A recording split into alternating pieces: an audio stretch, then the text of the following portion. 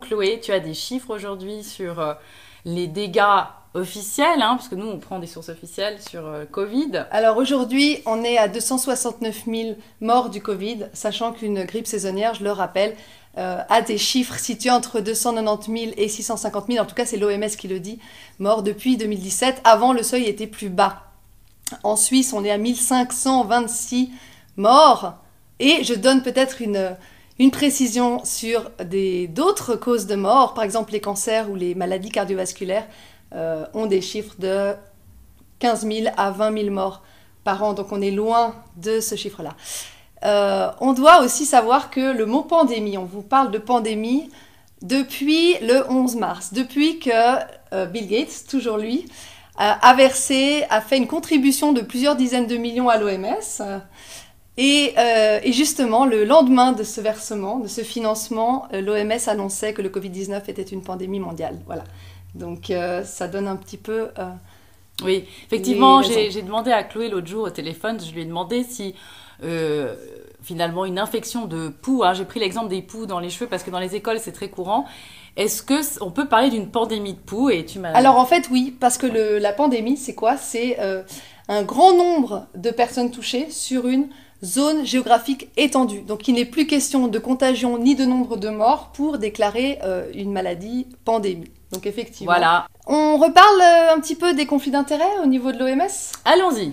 Alors, et de Gavi bien sûr, parce que c'est le fameux centre de l'Alliance vaccinale qui promet de vacciner tout le monde, et dans lequel évidemment on retrouve le fameux, le bien connu maintenant Bill Gates et sa fondation.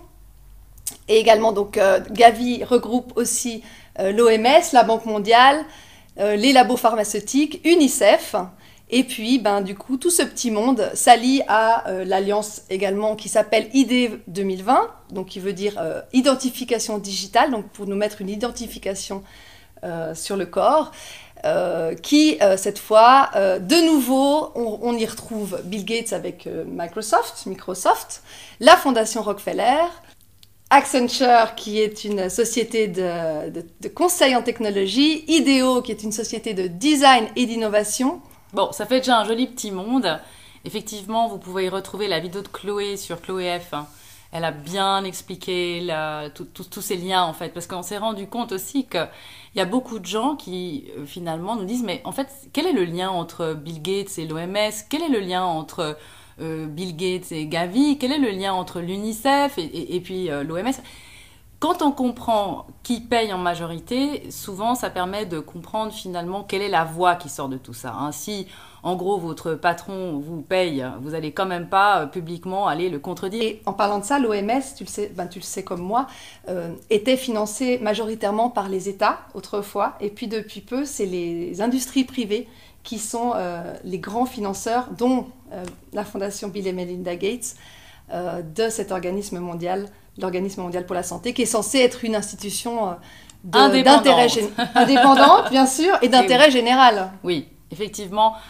Tout ça, vous le comprenez bien sur les vidéos de Chloé, vous le comprenez très bien aussi sur les vidéos de Sylvain Autretin, on vous mettra des liens, puisque tout est documenté. Encore une fois, aujourd'hui, on va regrouper certaines choses, parce que finalement, toute l'information aujourd'hui, on est le 8 mai, tout ça en Suisse a commencé le 16 mars, plus ou moins ce blocus total de l'économie pour sauver la population de la catastrophe mortelle qui allait tous nous toucher.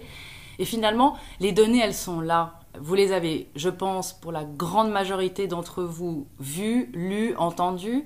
Pour ceux qui n'ont pas encore lu toutes ces données officielles, encore une fois, reportez-vous au lien qu'on va vous mettre dans cette vidéo, tout est là. Et je rappelle aussi que depuis le 17 mars, les cas de mort de grippe saisonnière ne sont plus comptabilisés en Suisse par l'OFSP. Effectivement, on en a parlé aussi dans d'autres vidéos. De nouveau, Chloé, elle insiste là-dessus, mais c'est la base de tout. C'est-à-dire qu'on n'a aujourd'hui aucune idée du nombre de morts de grippe saisonnière à partir de la mi-mars. On ne sait pas ce qui s'est passé, et dans le monde non plus.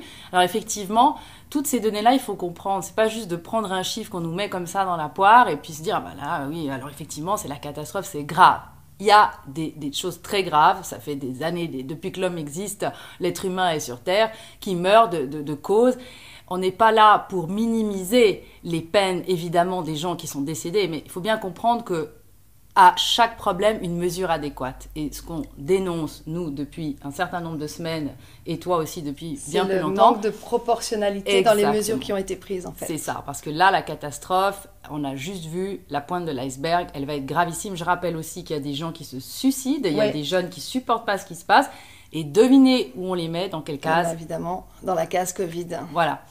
Est-ce que tu veux juste faire, avant que je parle de certaines mesures que je vais prendre, une aparté sur ce qui s'est dit sur le discours de Simonetta Sommaruga le 4 mai, donc au début de la semaine, qui a dit que le Conseil fédéral allait injecter, allait financer certaines institutions internationales, dont l'OMS, à coût de plusieurs centaines de millions, et également les compagnies d'aviation suisses et Edelweiss, 1,9 milliard quand même.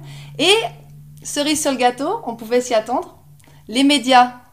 Alors, à votre avis, pourquoi le Conseil fédéral se sent-il investi de cette mission de financer les médias? Je vous renvoie la question.